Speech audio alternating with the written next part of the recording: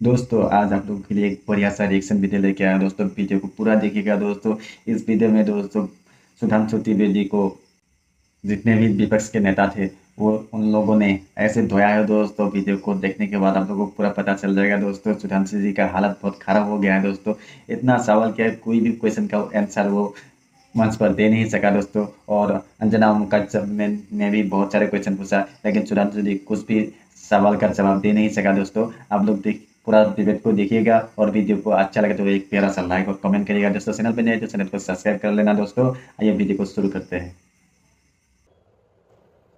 आइए देखते हैं, मजा आएगा। चंपत राय को जो कहा था कि हनुमान हनुमान है, वो हनुमान ही लूट गया। न्याय होना चाहिए, लेकिन न्याय होते हुए दिखना भी चाहिए। तो आप मुझे बताइए कहां दिख रहा है? बात तो सही है। और सबसे आहत करने वाली बात तो यह है कि बाबा बागेश्वर कह रहे हैं कि मुझे सच पता है और मैं अगर सच कह दूंगा तो ये वो जो बड़े लोग हैं वो मुझे निपटा देंगे।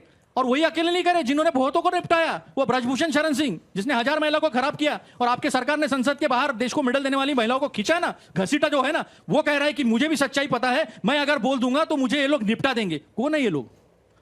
कौन इनको निपटा देंगे? बागेश्वर धाम जी को। मैं नहीं कह रहा हूं, ये बागेश्वर धाम जी कह रहे हैं। कहां पे कहा, किसके लिए कहा, कोट करिए। अरे कहां? अरे सब जगह ओपनली अवेलेबल है। सुधांशु जी आपको शोभा नहीं देता है? आपको कुछ भी बिल्कुल नहीं। अगर बागेश्वर धाम ने नहीं कहा होगा तो मैं कल से डिबेट में नहीं आऊंगा, और कहा होगा तो आप नहीं आओगे। खत्म। जो लोग करेंगे अगर कहा होगा तो आप नहीं आओगे। कोट करिए। मैं तो आपको बता रहा हूं, मैं नहीं आऊंगा। अगर मैं झूठ बोल रहा हूं तो अगर मैं नहीं आप नहीं आना। बताओ भाई। अरे सब जगह सब अवेलेबल है। चलिए ठीक है, अगले दो लोगों को लाते हैं, जरा चुनावों पर भी आ जाइए। अरे रुको जरा, सबर करो। क्या बात बोल है तो दिया, पर्ची नहीं खोली। तुम तो जानते हो बाबा, बकबक क्यों करते? पर्ची खोलो, नाम बताओ किसका नाम है, नाम बताओ। अब हमने यदि नाम बता ही दिया तो वो हमको निपटा देगा। खत्म। आज नहीं तो कल निपटा देगा, तो हम दूसरों के नाम ही नहीं बता पाएंगे। इसलिए फायदा इसी में है। सबके सब चोर हैं साले। आप सवाल करो चोरी पे, सवाल होता है आप कौन हो, एंटी नेशनल हो। एक 12वीं क्लास का लड़का जो नीट पेपर लीक होता है उसके ऊपर सारा रिसर्च करके निकालता है तो उसे देशद्रोही कहा जाता है, वो कोमा में चला जाता है, वो डिप्रेशन में चला जाता है।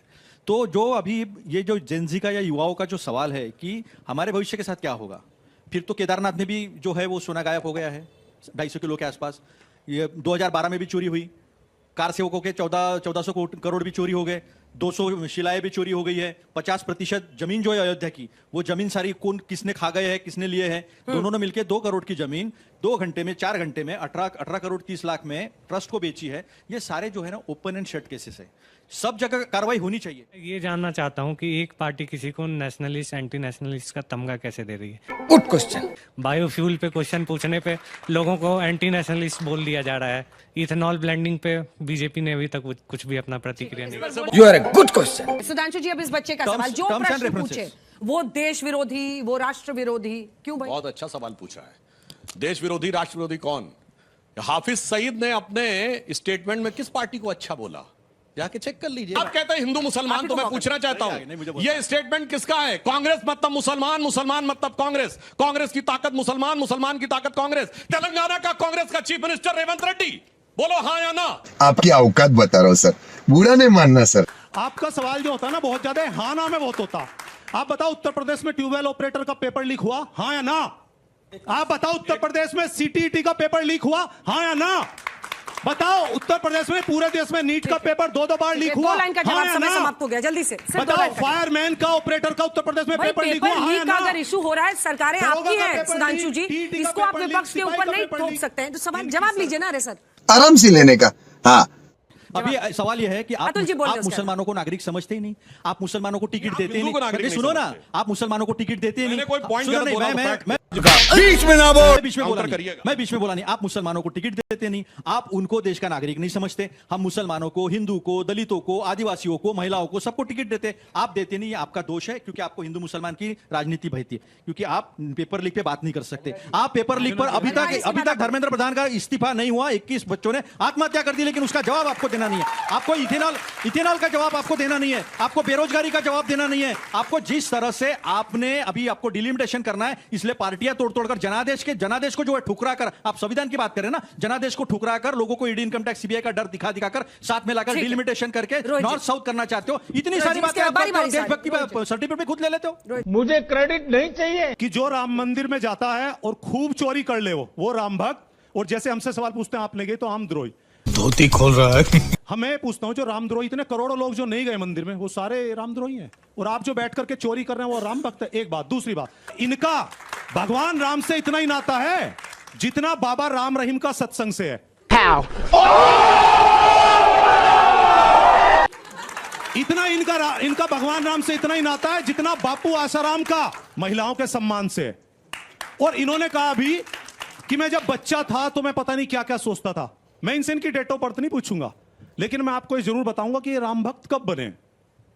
इनके किसी दस्तावेज में, चाहे हिंदू महासभा बनी हो या आरएसएस बना हो या जनसंघ बनाओ या जनसंघ से भारतीय जनता पार्टी बनी हो 1980 में, इनका पहला घोषणा पत्र उठाना, इन्होंने कहा कि हमारी विचारधारा चलेगी गांधीयन सोशलिज्म पे, गांधीवाद समाजवाद।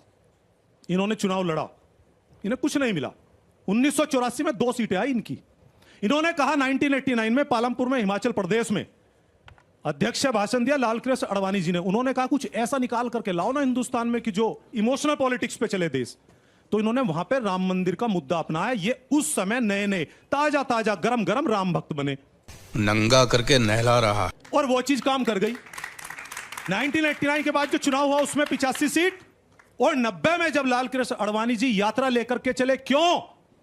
क्योंकि मंडल कमीशन में जो पिछड़े लोग हैं उनको 27% आरक्षण देते थे। जो गरीब थे, दलित थे, पिछड़े थे, जो ना नौकरियों में थे ना कॉलेजों में थे, उनको आरक्षण मिला। तो इन्होंने उसकी काट के लिए वो यात्रा चलाई और उसके बाद 1991 में 120 सीट पे पहुंचे।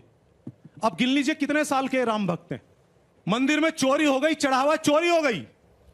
ये कहते हैं चोरी ठीक है, लेकिन समाजवादी वाले सवाल क्यों पूछते हैं? इसलिए हम लोग चोरी करेंगे, ये सवाल नहीं पूछेंगे।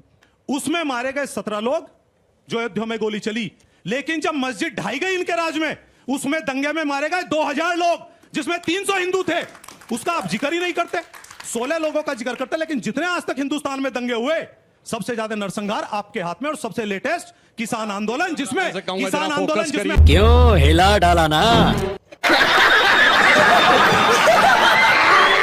दोस्तों अगर आप लोगों को वीडियो अच्छा लगे तो वीडियो को लाइक और चैनल को सब्सक्राइब कर लेना। दोस्तों ऐसे मज़ेदार वीडियो देखने के लिए मेरे चैनल को सब्सक्राइब करके बेल आइकन को प्रेस करके रखना। दोस्तों जब भी मैं नया वीडियो अपलोड करूंगा आप लोगों के पास नोटिफिकेशन जल्दी पहुंच जाएगा। आज के लिए इतना ही। जय हिंद, वंदे मातरम।